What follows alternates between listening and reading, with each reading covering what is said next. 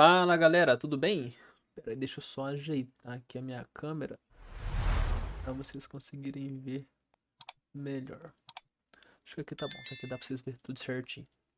Bom, como eu tinha. Eu vou ficar olhando pra cá, porque aqui é o monitor que eu tô gravando só pra ver se eu não tô tampando nenhuma informação.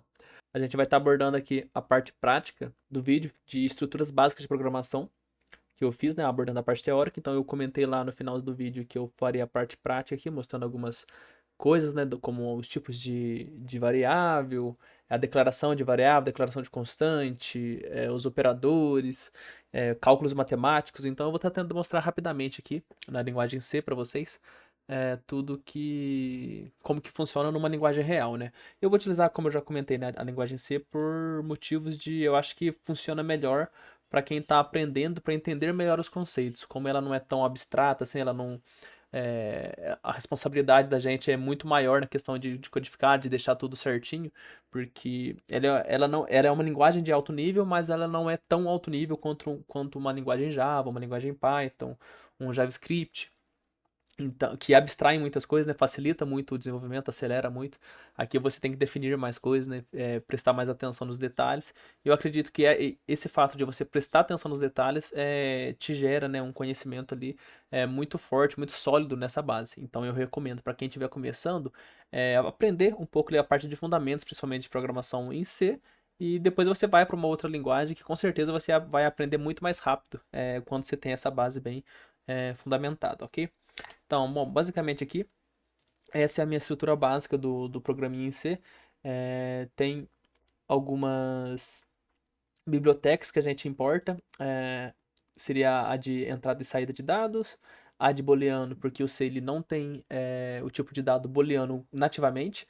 Você vai ver aqui durante a execução que eu vou construir que o booleano ele é 1 ou 0, 1 para verdadeiro e 0 para falso. E essa biblioteca mf.h, que ela vai trazer para a gente alguns cálculos matemáticos de forma mais fácil de se realizar, ok? Então eu vou começar o programa aqui declarando uma variável inteira. Eu vou começar demonstrando para vocês a parte de inteiro, depois eu vou só replicando para os outros tipos de dados. Então, para declarar uma variável, você tem que colocar o tipo dela primeiro. Aqui, como é uma inteira, eu vou ter que colocar int de inteiro. Vou chamar ela de variável inteiro e vou dar um valor de 10. Então aqui eu faço minha variável de valor inteiro receber esse valor 10. Eu vou exibir ela, fazer um output, né, de dado, mostrar para você no terminal o valor dessa variável. Então eu tenho que usar o printf, que é um método, né, que a gente tem nessa stdio. Por isso que eu estou importando ela. Não sei se eu já expliquei, mas eu acho que um conceito de bibliotecas, eles são basicamente o seguinte: você tem os métodos, né, as funções básicas ali da sua linguagem, e essas bibliotecas são adicionais para você conseguir fazer mais coisas dentro do seu código. Por exemplo, esse printf não seria possível se eu não tivesse importado isso aqui. Só a linguagem em C sem essa biblioteca, ela não consegue executar essa função de printf. Você teria que usar algum outro método. Então, para facilitar, a gente importa essas bibliotecas para facilitar o nosso código e desenvolvimento, ok? Então aqui eu vou colocar o que eu vou apresentar, que vai ser a variável inteiro,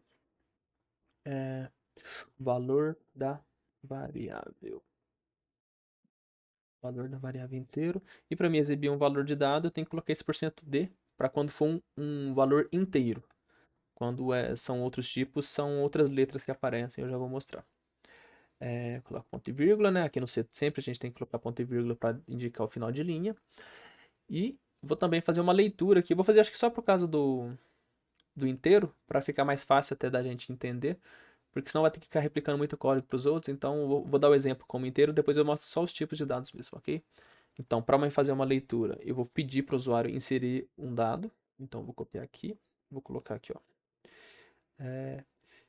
Insira um valor para variável inteiro. Aí eu vou apagar isso aqui tudo. Só um espaço aqui. Ah, esqueci de comentar. Eu vou colocar também um barra N, que esse barra N ele vai quebrar a linha na hora de exibir. Para quando sair o resultado não ficar tudo numa linha só, ele vai quebrando a linha e fica mais visível, fica mais bonitinho de se ver. Aqui eu não vou quebrar a linha, porque eu vou querer colocar o dado bem, o input, né, inserir os valores bem em frente mesmo a esse texto, então eu não vou quebrar a linha. Vou rodar o comando de scanf, que ele vai ser o que vai ler os dados para mim. Então, scanf %d, porque vai ser um input de dado inteiro, e eu vou atribuir ao endereço de memória da variável inteiro, ok? Aqui ele vai ler e por fim né, eu vou só mostrar o resultado final. Então, o novo valor da variável inteiro, %d, variável inteiro, ok? Ponto e vírgula aqui para não esquecer. Eu acho que esse código já está compilando, né? Então vamos lá. Eu vou pegar meu compilador, que no meu caso é o GCC. Vou passar aqui o nome do meu arquivo, que é o index.c. Index.c, ó, você pode ver que é o nome do meu arquivo aqui. O arquivo de output, né, o arquivo compilado dele, eu vou chamar de index. Essa questão da compilação e da interpretação de código, eu vou abordar em um vídeo futuro. Mas basicamente, quando o código é compilado, o compilador ele vai ler todo esse código e transformar ele na linguagem de máquina para que a máquina consiga executar os comandos desse código aqui, ok? Então eu vou fazer a compilação dele. Ó, você pode ver que ele gerou aqui agora um index.exe, um executável, né? Então agora eu vou executar esse código. Então, ponto barra, index e rodo. Olha lá, ó. Ele já apareceu aqui para mim o valor da variável inteiro, né? Então, o valor da variável inteiro é 10, que eu tinha associado aqui.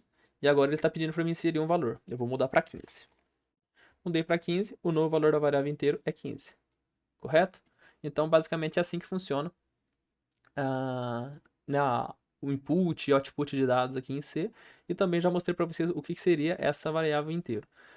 Só para exemplificar, eu vou colocar aqui também essa variável inteira recebendo um valor. Eu vou tirar essa parte aqui do input output, porque não precisa mais, mas eu vou colocar aqui como se ele fosse um dado decimal, como se ele fosse um float.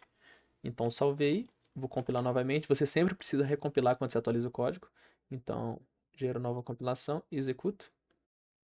Ah lá, ele considera apenas a parte inteira, então por isso que a variável inteira não funciona para trabalhar com dado decimal, nesse caso a gente tem que usar o float.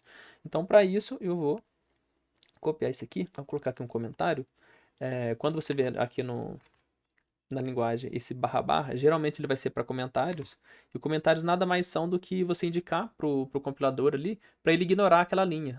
Vai ser mais para auxiliar a gente, humano, do que o computador. O computador ele ignora essa linha, não faz nada, então a gente, só humano que está desenvolvendo, que vai entender o que está escrito ali, e a gente usa mais para dar marcações, dar contexto ali no código. Então aqui eu vou colocar inteiro, para me entender que aqui eu estou mexendo com variáveis inteiras. Eu vou copiar isso aqui tudo, só essa parte, aliás, porque eu não vou fazer o input de novo. Vou mudar para float. Então, variável decimal. Vou trocar aqui variável decimal. Opa. O decimal, a gente usa o %f, tá? Para exibir, que é um f de float. Aqui é float também. Não pode ser aqui é o tipo inteiro, aqui é o tipo float. Então, eu estou fazendo ele receber aqui. Eu vou colocar um 1.34 só para diferenciar aqui daqui de cima. E aqui eu vou voltar para 10 porque a gente já viu que não funciona colocar decimal. E eu vou compilar novamente. Então, gcc index. Aí, ó. Aqui a gente tem o valor da variável inteira na primeira execução e o valor. Aqui eu escrevi errado, né? Seria a variável decimal, perdão. Decimal. Deixa eu compilar novamente. Aí, 10 para inteiro e 1.34 para variável decimal. Você vê que ele coloca 6 casas após a vírgula. Você pode ajustar isso aqui colocando um ponto na frente. Eu vou colocar, eu quero exibir só duas casas. Então eu coloco ponto 2. Aqui ele vai funcionar bonitinho. Olha lá. Exibiu só 1.34, que são duas casas após a vírgula. Beleza? Agora eu vou fazer aqui pro char. Nosso char. O char, ele vai ser do tipo char, né? Obviamente. Então, variável letra. Vou chamar de letra aqui, porque ele só pode armazenar uma letra. E ele tem essa peculiaridade de quando é char, ele é aspas simples. Se fosse string, seria aspas duplas. Mas aqui, então, eu vou colocar só uma letra A mesmo. Variável letra, variável letra, variável letra. E aqui, quando é char, é %C de char que a gente coloca. Então vamos ver como fica. Index. Ah lá. Variável letra A, perfeitinho. A gente também pode fazer aqui a questão do input de dados para qualquer tipo, tá? Eu só não estou fazendo por questão de tempo mesmo, porque seria a mesma coisa toda hora, então acho que ficaria repetitivo. Mas a gente também pode fazer qualquer input ali para qualquer tipo de dado que está aqui. Agora, por fim, eu vou mostrar a parte aqui do booleano. Então, a gente tem aqui booleano. Vou colocar booleano, né? Booleano. Variável booleana. Vou chamar ela de true aqui, o resultado dela de true, na verdade, né? O valor dela. E aqui é bool, correto? Bom, como eu comentei, para o C não existe true ou false. Então, o resultado que vai aparecer aqui provavelmente vai ser 1, porque é true. Se fosse false, ele apareceria 0. Vamos ver como é que aparece. Vou limpar aqui um pouco para ficar mais claro. E index. Eu não salvei. Tem que salvar, senão a compilação não pega, desculpa. Aí. Eu ainda fiz outro erro aqui. Eu coloquei para mostrar como caracteres, sendo que na verdade a booleano, como é 1 ou 0, ele é inteiro, né? Então o ideal é eu colocar o %D. Agora vai funcionar. Olha lá. Como é true, ele aparece como 1. Se eu mudar aqui para false, false.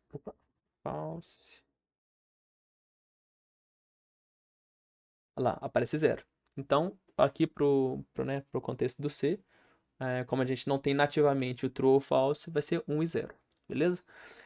Agora eu vou mostrar para vocês a questão de alguns operadores. E só para acelerar o processo, eu vou pegar aqui um código que eu já deixei pronto, porque senão eu vou ter que ficar copiando e colando, né, várias vezes, vou ter que ficar digitando, sendo que é basicamente a mesma coisa sempre. Então eu vou colar aqui só para acelerar. Eu vou comentar essa parte de cima aqui que a gente não precisa mais ver, já que a gente já testou tudo e mostrou como funciona, né? Certo? Então aqui eu vou mostrar primeiro os operadores de comparação que a gente utiliza. Então a gente pode fazer a questão da igualdade, da diferença, de verificar se é maior ou igual, se é menor ou se é menor ou igual. Aí para comparação eu coloquei sempre o 4 com 4, né? Então se 4 é igual a 4, se 4 é diferente de 4, 4 é maior que 4. E lembra que aqui o resultado vai ficar entre 1 e 0, né? Porque 1 é verdadeiro e 0 é falso. Então vamos lá. Vou salvar, vou compilar, vou executar. Olha lá. Comparação. 4 é igual a 4? 1 é true, faz sentido. 4 é diferente de 4? Não, porque 4 é igual a 4. Então, 0, false, tá certo. 4 é maior que 4? Não é, né? Porque o 4 ele é igual a 4. 4 é maior ou igual a 4? Então 1, true. 4 é menor que 4? Não é. E 4 é menor ou igual a 4? Então aqui são os comparadores que a gente pode utilizar. Lembrando que para esses dois casos, né, de igual e diferença, a gente também pode utilizar para comparar objetos, né, outros tipos de valores, não necessariamente numéricos. Então, aqui faz sentido. Os outros só fazem sentido quando a gente está comparando informações numéricas, beleza? Vou trazer também aqui a questão dos condicionais, né? Que esses aqui são comparativos. Eu vou mostrar agora os condicionais que a gente tem. Então, a gente tem o AND, o OR e o NOT. Então, para exemplificar, deixa eu limpar aqui. Se você lembra bem da última aula, os condicionais, quando é AND, seria o E. O E, ele só vai dar verdadeiro quando todas as condições forem verdadeiras. Então, nesse caso aqui, ó, temos um verdadeiro, verdadeiro, verdadeiro e false. Como tem um false, ele vai dar false, porque todas têm que ser verdadeiras. O OR já é o contrário. O OR, se pelo menos uma for verdadeira, ele vai dar verdadeiro. Se não, se todas forem false, ele vai dar false. Aqui, como todas são zero, todas são false, ele vai dar false também. E o not, né, ele inverte, né? Então, se aqui estou negando o false, o resultado vai ser true. Então, vamos ver como fica. Deixa eu salvar. Olha lá. Como eu falei. Como tem esse false aqui, o resultado do end dá false. Como não tem nenhum verdadeiro aqui, o resultado vai dar false também aqui para o OR. E o not, né, a negação do falso vai ser true. Agora vamos mexer aqui. Vamos colocar que todas as condições são verdadeiras. Aqui vai ter pelo menos uma verdadeira. E aqui eu vou negar o true. Então, qual que é o resultado? Aqui vai ser true, então vai ser 1, né? Aqui vai aparecer 1. Aqui vai aparecer 1 também, porque agora pelo menos 1 é verdadeiro. E a negação do verdadeiro vai ser falso, então aqui vai ser 0. Como eu falei, o primeiro vai, como todos são verdadeiros, dá 1, dá true. O segundo dá true também, porque tem pelo menos um verdadeiro. E o último aqui, o not, né, a negação, vai dar false, porque eu estou negando o verdadeiro. Então, o contrário do verdadeiro é false. Belezinha? E agora, por último, para não deixar faltando também, eu vou mostrar a parte de operações matemáticas, né? Então, eu vou pegar aqui a parte dos cálculos que a gente pode utilizar. Então, a gente aqui temos a adição, né? 4 mais 4, subtração 4 menos 4, divisão de 4 por 4, multiplicação de 4 vezes 4, módulo de 5 dividido por 4, né? O resto da divisão. Aqui eu coloquei só para mostrar que vai ter um valor, senão ficaria 0, né? 4 por 4 ele não tem resto. Fiz uma potenciação, aí esse pool aqui, ele é uma funçãozinha que vem... Opa, aqui tá até... Escrevi errado. Aí. Eu vou colocar potenciação de 2 com expoente 3, para dar 8. Esse pool, ele vem do math.h, da bibliotecazinha aqui. Se eu não tivesse ela, eu não conseguiria usar, ok? Então, eu só atribuí ele a uma variável inteira aqui e vou exibir o valor da potenciação aqui embaixo. Então, vamos lá. Compilar e executar. Ó, adição. 4 mais 4, 8. 4 menos 4, 0. 4 dividido por 4 dá 1. Multiplicação, 4 vezes 4, 16. O módulo, né, do resto da divisão de 5 dividido por 4 vai dar 1, como eu falei, né? Então, você consegue dividir uma vez e sobra 1. E a potenciação, né, 2 elevado a 3 vai dar 8. Então, aqui eu estou mostrando para vocês, né, como que funciona aqui na programação de fato, como você usa esses conceitos que a gente aprendeu na aula teórica. E lembrando que essa sintaxe que eu estou usando, ela é apenas para a linguagem C. Se você fosse fazer em uma outra linguagem, seria outra sintaxe, muito provavelmente. Então é importante, né, que você entenda primeiro o conceito para você conseguir implementar ele na linguagem de programação, ok? Então esse foi o vídeo, espero que vocês tenham gostado. Se vocês tiverem alguma dúvida, se tiver alguma sugestão, pode deixar aí nos comentários. E a gente se vê no próximo vídeo. Compartilhe com seus amigos e tchau, tchau.